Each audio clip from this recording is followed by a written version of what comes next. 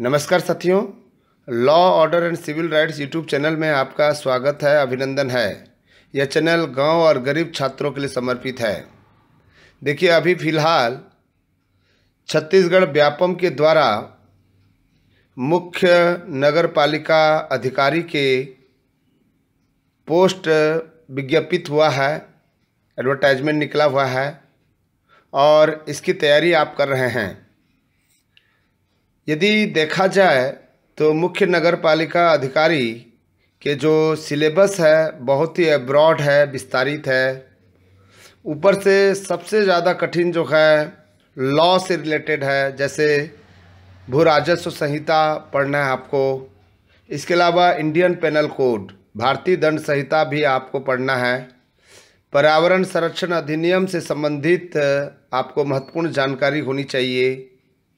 उसके बाद में सॉलिड वेस्ट मैनेजमेंट से संबंधित प्रश्न भी पूछे जाएंगे।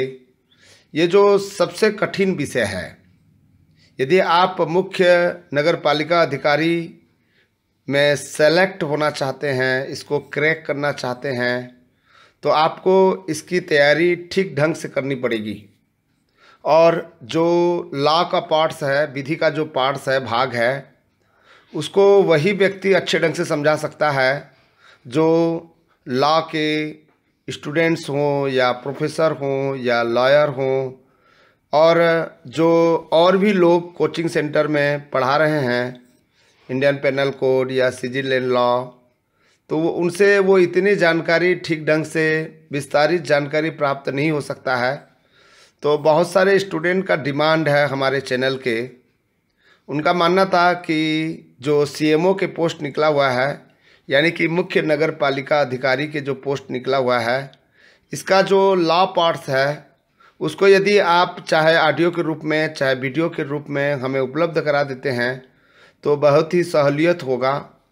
तो मैंने सोचा कि क्यों ना आज प्रारंभ कर दिया जाए लॉ से रिलेटेड, यानी कि हम इंडियन पेनल कोड 1860 को थोड़ा सा कुछ वीडियो बनाकर जो है इसको समझने की कोशिश करेंगे। विशेषकर जो साइंस स्ट्रीम्स के स्टूडेंट हैं या सोशल साइंस स्ट्रीम के स्टूडेंट हैं और जिनको सबसे ज़्यादा कठिन लगता है लॉ या विधि या उसका जो पार्ट्स प्रोविजंस हैं, सेक्शन, धारा, तो उनके लिए हम आसान कर देंगे। आप लोग रेगुलर इसको देखते रहें, तभी आपको समझ आएगा। आज हम स्टार्ट करेंगे इंडियन पेनल कोड 1860। सबसे पहले तो आपको जानना है कि भारतीय दंड संहिता 1860 के नाम से जाना जाता है। हमने कुछ पॉइंट्स आज रख रहे हैं ताकि आपको समझ में आ जाए, और फिर हम नेक्स्ट जो लेक्चर्स होंगे उसमें अच्छे जानकारी आपको देंगे। आपको किस तरह से 4-5 वीडियो में इंडियन पेनल कोड को आपको समझ लेना है। जो लॉ के स्टूडेंट हैं उसके लिए भी उपयोगी है। देखिए, आइए देखते हैं। भारतीय दंड संहिता 1860 को आपको याद रखना है, यानी कि भारतीय दंड संहिता नहीं होता बल्कि 1860 को आपको जोड़ना पड़ेगा। यानी कि भारतीय दंड संहिता का प्रारूप प्रथम विधि आयोग द्वारा उस समय तैयार किया गया जब लॉर्ड मैकाले उस आयोग के अध्यक्ष थे, यानी कि 1860 में पारित होकर विधि बना। 1860 में ये पारित हुआ लेकिन लागू नहीं हुआ, 1860 में पारित हुआ। आपको ध्यान रखना है कि जो भारतीय दंड संहिता का जो प्रारूप हुआ था प्रथम विधि आयोग द्वारा, किसके द्वारा? लॉर्ड मैकाले के द्वारा, क्योंकि लॉर्ड मैकाले वो प्रथम विधि आयोग के अध्यक्ष के रूप में थे और इसको ड्राफ्ट बनाया और इसको पारित करवाया 1860 में। इसका आधार जो है वो है इंग्लैंड की विधि है। इसके प्रारूप का हाईकोर्ट के मुख्य न्यायाधीश बार्नेस पिकॉक, इसको नाम को याद रखना है। लॉर्ड मैकाले के साथ में जो हाईकोर्ट के मुख्य न्यायाधीश थे बार्नेस पिकॉक, और उसके एक लोअर जज थे जो लेजिस्लेटिव काउंसिल के सदस्य भी थे, उनके द्वारा पुनरीक्षण किया गया था। ये पुनरीक्षण किया गया था, मतलब कि बार्नेस पिकॉक और लेजिस्लेटिव काउंसिल के एक सदस्य ने मिलकर जो है इसका निरीक्षण किया था, पुनरीक्षण किया था। और संहिता की धारा 1 के अनुसार भारतीय दंड संहिता 1 जनवरी 1862 को देश में लागू हुआ, भारत में लागू हुआ 1 जनवरी को जो है। और जो 1860 जो संहिता है उसके 2 साल बाद 1 जनवरी 1862 को प्रवर्तन में आया। और ये आपके जो है संहिता में कुल 23 अध्याय 23 चैप्टर्स और 511 धाराएं दी गई है। अब थोड़ा सा कुछ जान लें, ये क्या चीज़ है, इसको हम क्यों पढ़ते हैं। अपराध क्या है, इस शब्द के उत्तर में रसेल ने स्पष्ट किया है कि अपराध की परिभाषा करना एक ऐसा कार्य है जो अब तक सफलतापूर्वक किसी लेखक द्वारा संपन्न नहीं हो सका है। अपराध की ऐसी परिभाषा निमित्त नहीं हो सकी जो ऐसी लोचदार हो कि हर देश, हर युग तथा हर जलवायु में सही उतरे। अपराध एक नैतिक दोष भी नहीं है, जैसे झूठ बोलना, आज्ञा न मानना, ये सब जो है नैतिक दोष के अंतर्गत आता है। और ऐसे नैतिक दोषों को धर्मशास्त्र द्वारा नियंत्रित किया जाता है, जबकि विधिक दोषों के लिए विधि या तो दंड देती है या नुकसानी दिलवाती है। जब विधि द्वारा दोष के लिए नुकसानी अभिनिर्धारित होती है तो वह ये अपकृत्य के श्रेणी में आता है, और जब दंड अभिनिर्धारित करती है तो अपराध के श्रेणी में आता है। तो ध्यान रखिएगा, यदि विधि द्वारा दोष के लिए नुकसानी दिलाएगा तो उस कानून का नाम है अपकृत्य विधि कहेंगी। और यदि जब विधि द्वारा दोष के लिए दंड अभिनिर्धारित करती हो तो अपराध के श्रेणी में आता है। यानी कि 3 बातें हमेशा ध्यान रखना है। अपराध समस्त जन समुदाय को क्षति पहुंचाता है, अपराध समस्त जन समुदाय को। दूसरा है अपराध करने की उत्तेजना बहुत तीव्र होती है। और तीसरा है साधारणतः जानबूझकर किए जाते हैं। ये 3 मुख्य भिन्नता है, आपको जो है ध्यान देना है। अपराध को एक गंभीर दोष मानते हुए उसके उद्देश्यों के पूर्ति के लिए दंडित किया जाता है। क्यों दंडित किया जाता है, दंड का प्रावधान क्यों दिया हुआ है? इसलिए दिया हुआ है ना कि अपराधी को एक उदाहरण बनाना, ताकि अन्य व्यक्ति इससे सबक ले। दूसरा, उसे उसी कृत्य को पुनः करने से रोकना, दोबारा वो न कर सके।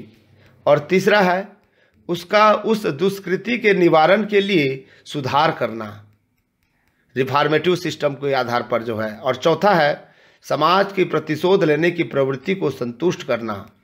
ये है वास्तविक में देखेंगे अपराध को एक गंभीर दोष क्यों माना गया है, उसके उद्देश्य क्या हो सकते हैं, इस बारे में जो है हम आपको जानकारी दिए हैं। एक्चुअली अपराध के कुछ आवश्यक तत्व होते हैं, पहला है मानव प्राणी का होना जरूरी है। मानव प्राणी होना बहुत जरूरी है अपराध के आवश्यक तत्व में। दूसरा, आपराधिक मन स्थिति होना जरूरी है, यानी कि आप एक तो मानव होना चाहिए, दूसरा आपराधिक मन स्थिति होना चाहिए, और तीसरा आपराधिक कार्य होना चाहिए, और चौथा क्षति होना चाहिए। ये 4 बातें बहुत इंपॉर्टेंट है। हम इस पर जो है थोड़ा सा अध्ययन करेंगे कि ये मानव प्राणी क्या है। यानी कि आपराधिक कार्य मानव प्राणी द्वारा ही किया जाना चाहिए। जो भी अपराध हो रहा हो, किया जा रहा हो, वो मानव प्राणी द्वारा होना चाहिए, ताकि वह कार्य विधिक रूप से दंडनीय भी हो। विधि में कहा है कि ऐसा कृत्य जो दंडनीय होगा उस कार्य को नहीं करने हैं, लेकिन उस कार्य को संपादित किया गया तो दंडनीय हो।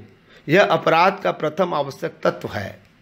प्राचीन काल में पशु या निर्जीव पदार्थ भी क्षतिकारित करने के लिए दंडित होते थे, किंतु वर्तमान में मानव प्राणी द्वारा किए गए कार्यों को ही आपराधिक विधि के तहत दंडित किया जाता है। यह कार्य किसी मानव, फिर देखिए मानव प्राणी के द्वारा किनको क्षति पहुंचाना, मानव को, पशु को, मूर्त या अमूर्त, स्थावर या जंगम संपत्ति के विरुद्ध हो सकता है। एक तो मानव प्राणी होना चाहिए, और मानव प्राणी के द्वारा जिनको भी क्षति पहुंचाता हो, चाहे वो मानव को ही क्षति पहुंचा रहा हो या पशु को या मूर्त या अमूर्त स्थावर संपत्ति या जंगम संपत्ति को वो यदि वो क्षति पहुंचाता है तो ये अपराध की कोटि में आता है। दूसरा पॉइंट आता है आपराधिक मानव स्थिति, मन स्थिति, यानी कि दंड विधि में अपराध के दो प्रमुख तत्व हैं। शारीरिक तत्व जिसे आपराधिक कार्य, जिसको एक्टस रैम कहते हैं, शारीरिक तत्व जिनको हम लोग एक्टस रैम कहते हैं, और दूसरा मानसिक तत्व जिसे आपराधिक मन स्थिति या मेंस रिया कहते हैं। शारीरिक तत्व को एक्टस रैम कहते हैं और मन स्थिति को जो है मेंस रिया कहते हैं। आपराधिक विधि का सिद्धांत लैटिन आधार एक्टस नॉन फेसिट रैम नेसी मेंस सित रिया है। फिर एक बार सुन लीजिए कि आपराधिक विधि का सिद्धांत जो है लैटिन आधार वाक्य है एक्टस नॉन फेसिट रेम नेसी मेंस सित रिया है, जिसका अर्थ है केवल कार्य ही मनुष्य को दोषी नहीं कर सकता जब तक उसका मन भी अपराधी न हो। इस बात को ध्यान रखिएगा। मतलब हम कह रहे हैं केवल कार्य ही मनुष्य को दोषी नहीं कर सकता जब तक उसका मन भी अपराधी न हो।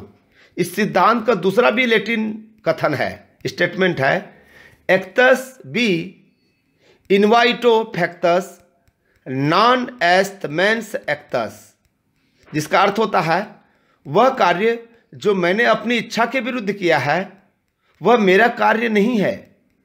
वह कार्य जो मैंने अपनी इच्छा के विरुद्ध किया है, मेरी इच्छा नहीं थी, उसके विरुद्ध में किया है, तो वह भी मेरा कार्य नहीं हो सकता है। प्रथम सूत्र के जन्मदाता जो कोक को जाता है, प्रथम सूत्र के जन्मदाता कोक है, यानी कि जो हमने बताया कि जो सबसे पहला पॉइंट है कि केवल कार्य ही मनुष्य को दोषी नहीं कर सकता जब तक उसका मन भी अपराधी न हो, इसकी जन्मदाता जो है जस्टिस कोक है। ठीक है, इसका अभाव में अपराध का निर्माण नहीं होता है, इसका अभाव होगा तो अपराध नहीं माना जाएगा। आपराधिक मनस्थिति के अर्थ के संबंध में डॉक्टर स्टेलीब्रास का मानना था, डॉक्टर स्टेलीब्रास का मानना था कि आजकल आपराधिक मनस्थिति को जानना आसान नहीं है, क्योंकि भिन्न भिन्न अपराधों के मानसिक तत्व पूर्णतः भिन्न भिन्न होते हैं। हत्या के अपराध में वह पूर्व विचारित विद्वेष है। हत्या तभी होता है, हत्या में जरूर आपको दिखाई देगा पूर्व विचारित विद्वेष है। चोरी में बेईमानी पूर्वक आशय है, चुराई हुई संपत्ति को प्राप्त करने में इस बात का ज्ञान कि वह संपत्ति चुराई हुई है। आपराधिक मन स्थिति को दुराशय, आशय, हेतुक, ज्ञान, निर्दोषिता, तथ्य की भूल या विधि की भूल से संबोधित किया जाता है। ये इस रूप में जाना जाता है। यहाँ पर स्वेच्छा, आशय और हेतु जरूर होगा उसमें जो है, इसलिए इसको कहा गया है। आपराधिक मन स्थिति के आधार सूत्र एक्टस नॉन फेसिट रियम निसी मीन्स सिट रिया को फावलर वर्सेस पेगट के बाद में लॉर्ड केनियन ने कॉमन लॉ का सिद्धांत बताया, जबकि आर बनाम ऑल डे के बाद में कहा गया कि यह सूत्र इंग्लैंड के विधि से भी प्राचीन है। इसकी विवेचना आर बनाम प्रिंस तथा आर बनाम टाल्सन के मामले में की गई थी। आपराधिक मनस्थिति के सिद्धांत को ब्रेड बनाम वुड और हार्डरिंग्स बनाम प्राइज के मामलों में भी आधुनिक काल में विवेचित किया गया है। इस सिद्धांत के विकास के साथ साथ अपवाद भी स्पष्ट हुए हैं, जैसे कठोर उत्तरदायित्व, जैसे लोक अपदूषण या अपमान लेख, न्यायालय को मानना या व्यापहरण या द्विविवाह का अपराध, समाज कल्याणकारी कानून जैसे खाद्य अपमिश्रण निवारण अधिनियम। इस तरह का आपको जो है हम आपको ये जानकारी दे रहे हैं। साथियों, आपको इस तरह से समझना है। तीसरा, आपराधिक कार्य का होना जरूरी है। हम इसको खत्म कर देते हैं। आपराधिक कार्य होना चाहिए, तीसरा पॉइंट जो है। अपराध के तीसरे तत्व के रूप में आपराधिक कार्य को रसेल ने कहा कि साकार घटना। रसेल ने इसको साकार घटना कहा है। प्रोफेसर केनी के शब्द में आपराधिक कार्य मानव आचरण के ऐसे परिणाम है जिसको कि विधि निवारित करना चाहती है। यानी कि जैसे धारा 32 के अनुसार जब तक कि संदर्भ में तत्प्रतिकूल आशय प्रस्तुत न हो, इस संहिता के हर भाग में किए गए कार्यों का निर्देश करने वाले शब्दों, कार्यों, विस्तार और अवैध लोप पर भी है। मतलब हम कह सकते हैं कि व्यक्ति लोभ के लिए भी उत्तरदायित्वाधीन होता है, केवल लोभ करता है, यानी कि उसको कोई छुपाता है तब भी, जब तक कि यह साबित न कर दिया जाए कि उस कार्य को करने के लिए विधिता बाध्य था। जैसे धारा 43 में उपबंधित करता है कि अवैध शब्द उस हर बात को लागू होता है जो अपराध हो या जो विधि द्वारा प्रतिबद्ध हो या जो सिविल कार्रवाई के लिए आधार उत्पन्न करती हो या कोई व्यक्ति उस बात को करने के लिए वैध रूप से आबद्ध कहा जाता है, जिसका लोप करना उनके लिए अवैध है। क्षति का होना जरूरी है। चौथा पॉइंट जो है, अपराध का चौथा तत्व मानव प्राणी या समाज को क्षति पहुंचाना है। यह क्षति दूसरे मानव प्राणी को अवैध रूप से उसके शरीर, मन, ख्याति, संपत्ति को कारित हुई है। और आईपीसी को हम इसी रूप में पढ़ेंगे। क्षति क्या होती है, क्यों, कौन से प्रकार की क्षति होती है? शरीर की क्षति हो सकती है, मन और ख्याति की क्षति हो सकती है, संपत्ति की क्षति हो सकती है, इस तरह का। यदि किसी व्यक्ति को क्षति नहीं पहुंचती है तो भी अपराध का निर्माण होता है। जब समाज को व्यापक रूप से हानि पहुंचती है, जैसे राजद्रोह। इस प्रकार उपरोक्त चारों आवश्यक तत्वों से मिलकर अपराध का निर्माण होता है। पहला तत्व मानव प्राणी, जिसमें अपराध करने की क्षमता हो, आवश्यक है। दूसरा आपराधिक मनस्थिति, कठोर दायित्व को आपवादिक परिस्थिति छोड़कर आवश्यक है। तृतीय एवं चतुर्थ तत्व आवश्यक है, किंतु कुछ मामले जिनमें आपराधिक कार्य पूर्ण रूप से संपन्न नहीं होता हो, न ही क्षति पहुंचती हो, को भी अपराध में सम्मिलित किया गया है। जब आपराधिक कार्य पूर्ण रूप से संपन्न नहीं होता है तो उसे अपूर्ण अपराध कहते हैं। इस प्रकार प्रथम दो तत्वों से भी अपराध का निर्माण संभव है। साथियों, मुझे पूरा विश्वास है कि आपको समझ आ गया होगा प्रारंभिक चरण जो है। हम फिर दूसरे वीडियो में आपको जो आईपीसी के अंतर्गत जो मेन पॉइंट है, किसको आपको जो है हाईलाइट करना है, उसको हम जो है आपको जो है बताएंगे और आप जो है सफल हों, यही कामना करते हैं। Thank you.